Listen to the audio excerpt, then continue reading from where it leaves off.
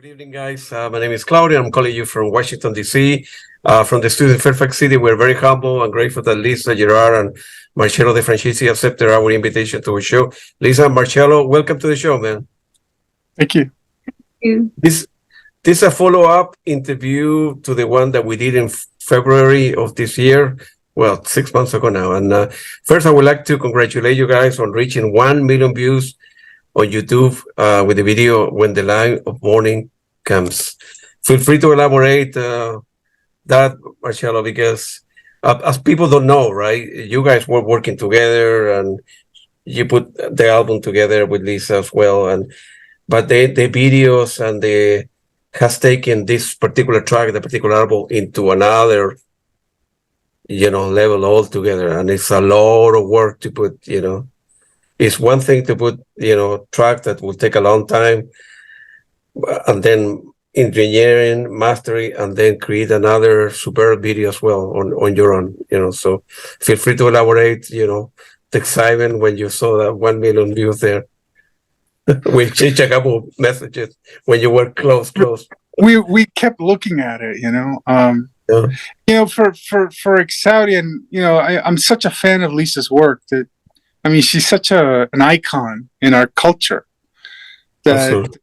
Felt that Exaudia had to be something that had to have also a visual aspect to it, not just musical, so that people could dive into the world we're trying to create. And so yeah, I never anticipated that these videos would have that level of reaction, but it's as a result of this, on this next album, we want to take it to the next level and on a visual level. And so, we're talking and we're planning on doing some really exciting things with this next album, visually and musically, and so. And Lisa, tell me, share some of your thoughts regarding all this.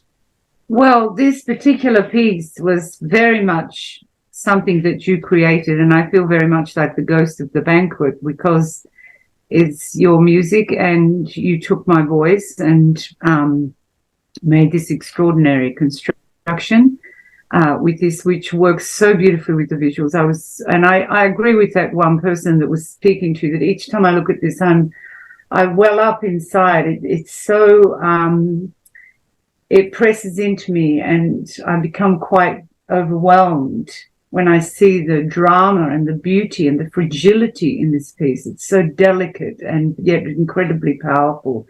So, I'm very honored to be a part of this construction. I think it's absolutely, it is exactly as it should be. I can't see anything that could be improved or anything that feels that it's out of context, or it's a wonderful evolution of music and image. And it's very you. I know you as a person, and I think that this piece probably represents you as an artist more than some other pieces. This really is something very personal. I see something very personal to you, to your approach to music and your creative passion. Oh, when the light of morning comes, for me, the part that I really love about it is that it's very much an aria. Even though Lisa just said everything that she said, but for me, it's this incredible Lisa Gerrard aria. What an opportunity to showcase this aria that she sang, very operatic.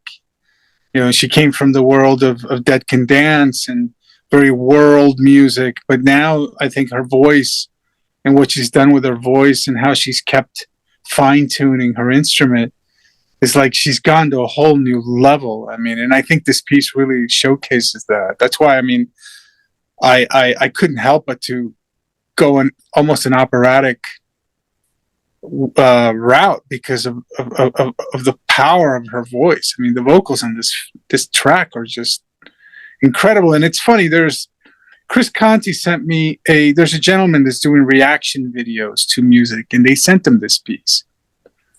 And in the reaction video, the very moment that he heard the first note of Lisa's voice, the guy starts tearing up on the video. Yeah. And so that's the power that Lisa has. I mean, I've seen comments regarding this video in YouTube where people are saying, I think Lisa was around during the creation of the universe, because she has her vocal has that power. I remember when we first met, I was in LA, and one night we were driving around LA, and I said to her, your vocals remind me of maybe some kind of a priestess that lived back in Greece in the temple of Minerva or something like this. You know what I mean? She has that resonance, that vibration in her voice. It's extraordinary. I don't think sometimes she's even aware of the power that she expresses through her work. So. Yeah. So for me, right, I'm not a musician. I don't read music. I go to a lot of concerts. So I always sit in usually the first 2 rows, seeing you with the Dance or with Hans Zimmer. And you don't know, Lisa, the power that you have on people when you're singing. Because you are singing, people are looking at you. And if people are, I don't know, Dance. I have seen Dance, I don't know, 10 or 20 times in my life. And it's very, very emotional, very powerful. The range of voice, and I don't know how to describe it. It's unbelievable. It's unbelievable. You should be on my shoes or somebody else's shoes, in the opposite side, right? To see, be in the audience, right? To see the impact you have on people. It's amazing. You're really gifted. God created the world, give you that power of your voice, and it has evolved over time. Because I have all the Dead Can Dance records, of course, and I know them well, and I listened the beginning, and then the 2 years after that, and 2 years.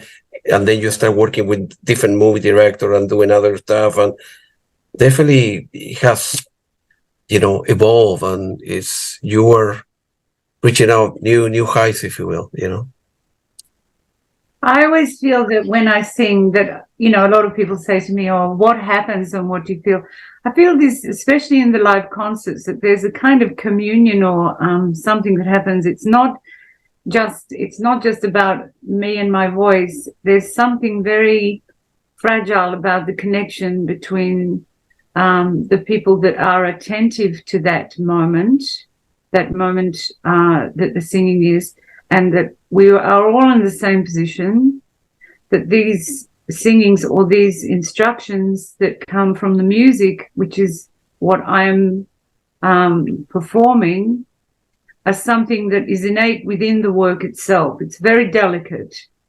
And because it's very delicate, people that are exposed to this become very fragile because of the extreme delicate nature of this presence, of this interpretation, or the information that's already in the music without being visible. You understand? It's an invisible reality. But because it creates this incredible fragility in the listener, that it becomes a little bit cathartic for them. And they start to cry, because this is only my interpretation. And I believe that they start to cry because something so fragile is allowed to surface. And because of confidence, and it creates this incredible surface for emotions to just come, because there's no fear in this moment. There's no fear. And I believe that there is no fear because there's no thought. There's no thought. There's no practical, analytical experience. It's purely sound, frequency, and emotion. And it's very fragile. So there's this trust that comes out of that becomes cathartic, and then that brings tears. It's sometimes not even that I think that people think the work is beautiful. I think it's just that it's so delicate. I remember going through an experience. I went to see Cirque Soleil when I was living in Spain years and years and years, a million years ago. And there was all these motorbikes and there was all this stuff and noise. And I just thought, oh, I'm not coping with all this. And then all of a sudden there was a girl in the sky on a swing. And she just sort of went, and in the canopy, in the apex of this extraordinary, like cathedral-like tent, there was this sound that was so, and it drew something. I felt drawn and felt completely exposed at this moment. So I know how people feel, sort of. I get an inkling, because it's happened to me too. It happened to me with the girl on the swing. There was nothing to analyze intellectually. There was nothing. It was just a pure, innocent, no thought process tune that opened up these emotions and this attention. You're so attentive to this thing. And it's different because normally at the same time as we're going through the experience of a performance, our brain is analyzing what's said. There's a lot of words and there's a lot of musical parts and things, but because of the simplicity, and that's the thing that I found with Deccan dance, usually the strongest moments that I had a connection with the audience through the singing was where there was very little music. So there was hardly anything for the brain to process, and it became a very emotional, empathy experience. Do you know what I mean? Yeah, absolutely. And because in a sort of normal lyrics that people, any singer will sing in English, you're using your own vocabulary, so people put even more attention, and it's amazing. It's unbelievable. It's hard for me to describe. I get very emotional when I listen to your stuff. The reason why it works is because you don't need to describe it. The reason why that connection is, the lack of a need for description, that you suddenly surrender at that moment because there's nothing there for you to process intellectually. That's right. Yeah. If you're singing, you hear, hey, I broke up with my girl, or my parent passed away. You're putting your attention on the lyrics, but in your case, it's no lyrics, right? When you broke up with your girl or broke up with, and you create, whatever. And so it becomes a different story of the mind. That's right. Yeah. I wanna read a couple of comments that people posted on YouTube. They say, Lisa Gerrard's voice is what I want to hear as I enter heaven. Another one, the person saying her voice is a musical painting on itself. maybe you should read one day because the time, but people really get emotional, get attached to your voice, to your music, and of course the two of you, So that's right. It must be pointed out that with this particular piece that's hit 1 million hits, it has. I mean, for me to be able to have that voice taken and placed into such a crown of beauty and such a powerful message, which is also abstract, but creates this extraordinary story from it's almost like this. It's like you're in a room and there's all these other people in a room and they're all experiencing completely different things. But the sound outside of the room, they can all hear, like a street sound or some cars going by or people talking or whatever. But each individual room is a completely different experience, but you're all hearing the same jackhammer or the same thing outside. That's how this piece feels to me. It's like there's all these different rooms that the music and the voice is going through, but there's this undercurrent that it's like every room in the piece can hear this undercurrent, and it builds and grows and explodes, and it creates this incredible unity between these complex corridors and makes it very, very simple I think it's very, very, very clever and very beautiful. I'm very honored to be involved in that. Totally. I would never have done music like this with that vocal. If I was left with this vocal, I probably would have done something quite different. I was really blown away by the sense of drama that comes from the music. It's a pure sense of drama. It's very operatic. Yeah, and also, I think my understanding is you guys were not sitting in the same studio for a couple of weeks, right? That was done during the pandemic, Marcello. Of course, you couldn't fly, you couldn't travel, and you were sending back and forth, hey, Lisa, can you change this? Can you beat this? Blah, blah, blah. And then you put it all together, and then from there, you create. Plus, he was doing that with the visuals as well. He was sending the visuals backwards and forwards, so he was evolving things. Well, I mean, the thing is that we're discovering as that it's not just about the music; it's an entire experience that you have to provide to the audience today. You know, music. You know, I mean, music today has to have a visual aspect to it, and thing that I really think that we should definitely elaborate more in the work that's to come, because this is Lisa to me is such a world in itself. It's such a, when I listen to her vocals, I'm transported into this world. So I love working with her. I mean, because she'll do something and it'll force me to rewrite an entire piece of music because of what she does.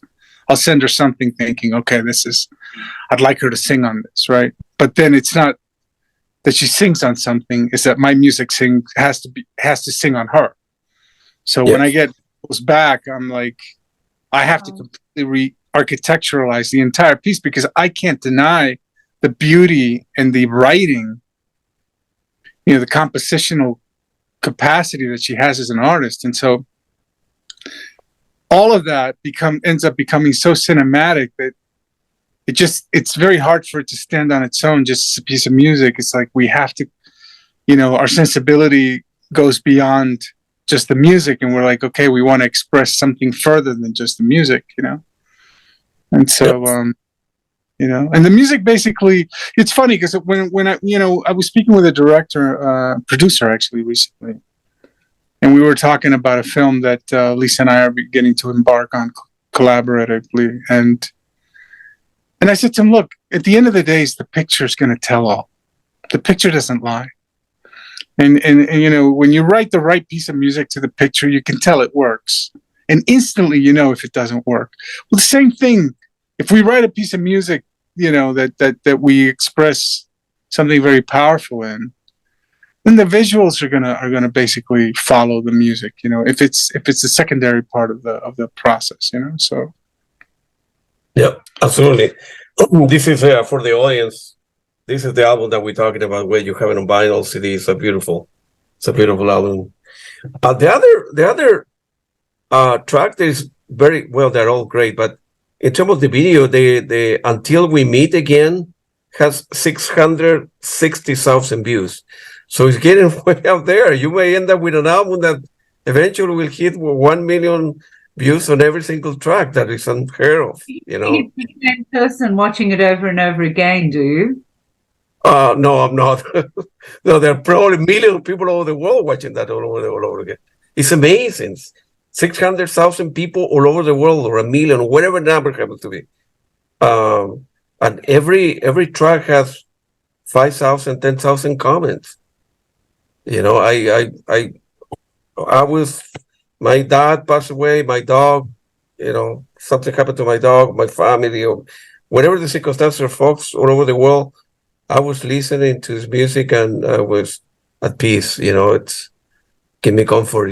It's amazing. So you may end up with an album that has a million views on every track. It's interesting you mentioned that, because I read one of the comments where I believe a woman had lost her husband, and she said, this piece reminds me of my husband. I mean, it was so so touched that it's interesting because when Lisa, it was New Year's Eve, and Lisa had sent me these vocals for Until We Meet Again a week prior or something, and I had them in the studio. I was like, okay, I've got to get to them. I was working on other tracks, and I had planned to go out that night to a party or something, New Year's Eve in LA, and so I said I think it was like 9 or 10 o'clock.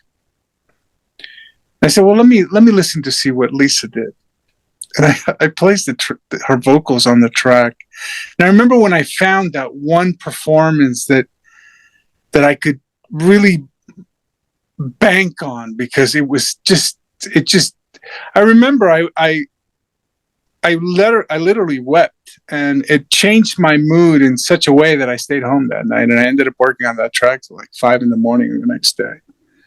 So, and the one thing that it reminded me of is almost like a modern version of Mercedes Sosa, because of the charangos and the guitars in the beginning, and all of a sudden it's like Lisa she tuned into that frequency and she knocked it out of the ballpark. I mean, I'm not trying to like over create compliments to each other here, like we're one huge little fan group here, but I couldn't help it. I mean, it was just extraordinary. And also the challenge for me, I remember when I listened to that piece, we were just beginning to work on the album.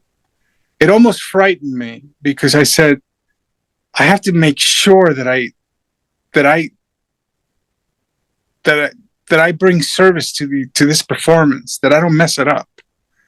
So I treaded very carefully on that track, because I wanted to make sure that I wasn't gonna take away anything from the performance, that I was gonna respect it in its most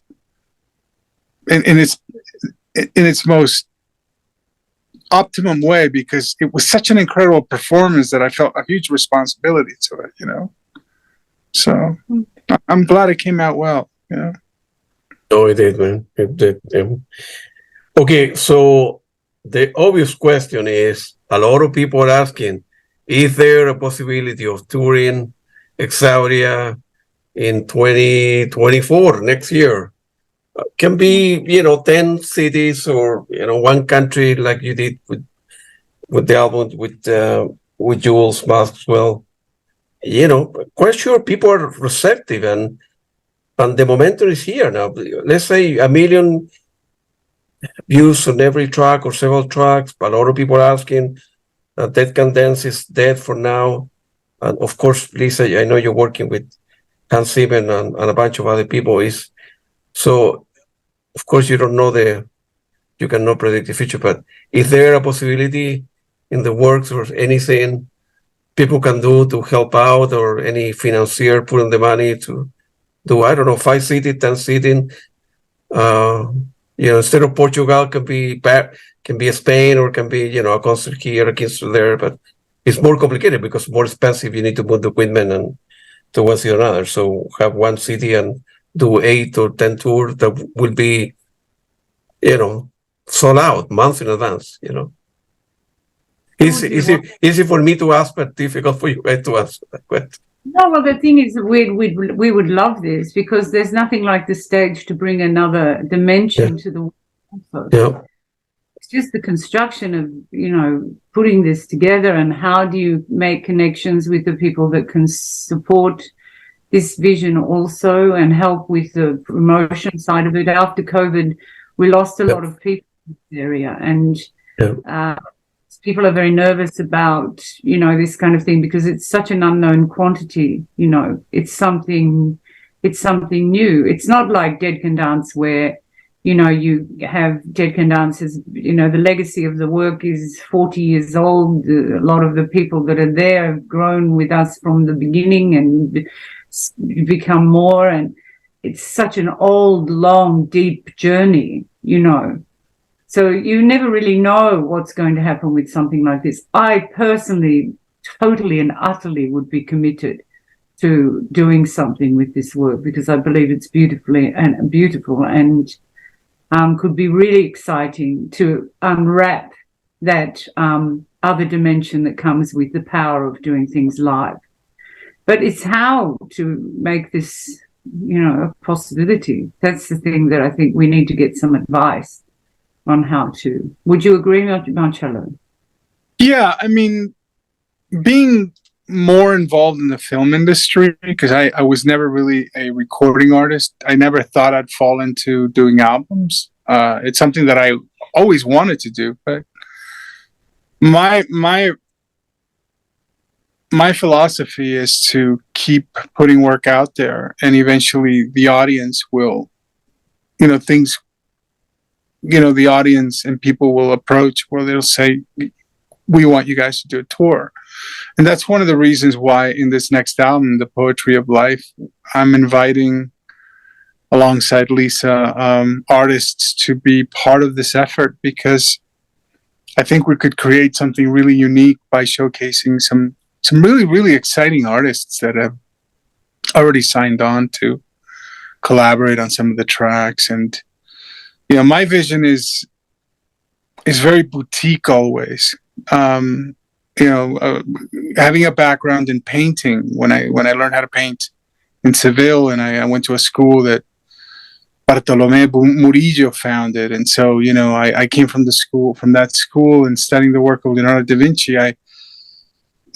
It's in living in Europe, the culture was do 10 masterpieces. You don't need to do a million. Do 10 masterpieces that are really going to do something. And so I tend to come from that world. Let's create things that are so unique and so boutique that it's going to propel people to say, we want to see this on stage. So my philosophy is to keep working. We keep doing more music. We keep releasing it. Every step is a greater step. We take it to the next level. This next album, there's some amazing work that we're going to take to the next level. We got some amazing artists that have signed on. So, I think the touring will come naturally, just like the music has. So to elaborate, Marcello, in what's the central concept behind the new album? When it's coming up? Any release date? If you can announce it. I know it's a lot of work. The thing is that since I'm involved in producing it, mixing, mastering, all that, I'm right now getting files from artists from different parts of the globe, and at the same time, Lisa and I are going to start collaborating on a film that just came to us. So. Writing the score for that film, which is a film called Guño Cholo. It's a film that was shot in Nepal. So we're going to be working on that. We're going to so I can't really give a time date of the album, and we're still waiting for certain artists to come on board and to deliver what they are supposed to deliver. So I can't really give a date right now what it's going to take, but I can guarantee that this is going to be a really, really cool album. Yeah. Knowing the two of you, this is going to be another masterpiece, like Exaudia. And then again, the same question. You have two great albums. What do you do with it? I mean, the difference, right, Marcello, as we talked before, in this new album, The Poetry of Life, they're going to be big name artists, so they will have more weights on the shoulder of record label. Hey, we need to tour with this, whether we do 5 cities, 10 cities, or whatever, it's the momentum is there. Going back to the peak idea, I'm more partial to doing 10 concerts. Yeah, Paris, London, Lisboa, New York, Washington, D.C. Washington, D.C. We don't need to do 30, 40 concerts. I think it'll create more of a stigma if we do 10 concerts and people are going to say we're going to travel. As opposed to, but maybe I'm wrong. I mean, I think it would be more feasible to do something like that. What do you think, Lisa? There's lots of different ways of doing this work. I mean, I think I must have been one of the few people on the planet that's probably done every single different way of doing this. And some things are successful in terms of, the conventional ways of seeing success. But the one thing that's really remarkable about touring is actually being in a situation creatively with your audience, and with your community. That's the reason why ultimately you do this at the end. It's to make that connection. So, and I can guarantee to you 10 concerts, I mean, to do all that work and put it together for 10 concerts, you'll know at the end of it, why didn't we do more concerts? Because it's crazy you're just getting started. 10 concerts, you're just getting started. You're just starting to, it's sort of crazy. But just you have to construct it so that you're taking some breaks in between. But I think it's worth traveling more. And you have to get to the places where the people can't get to you. You can't just expect everyone to come to you. So, and it's important that you make that effort and that you grow that thing. That was the thing with Brendan and I with Dead Can Dance. I mean, we spent 9 years, developing that work before anyone really got it in a global context, if you know what I mean. So we did a lot of small countries, but, I'm not getting any younger and things like that. But I still believe in the concept of, like we did in Portugal, where you go from town to town and you meet the people, and you'll find that people will drive to come to those concerts, and they think, wow, they're doing this thing in Portugal. I'm going to go over from Spain, or, I'm going to go from here or from France. And when you're doing the signings afterwards, you get to meet your public. And that's the salt. That's the real salt of doing live concerts.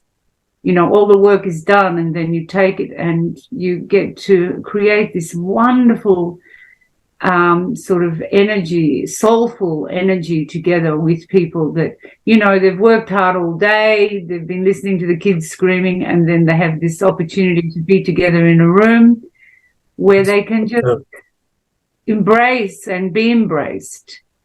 It's really important. The live work is much more interesting to me because I know you're brilliant with film and everything, Marcello. You really are amazing with all this kind of work. I personally don't enjoy being in a room working on a movie as much as I enjoy doing concerts, because concerts is for me the salt.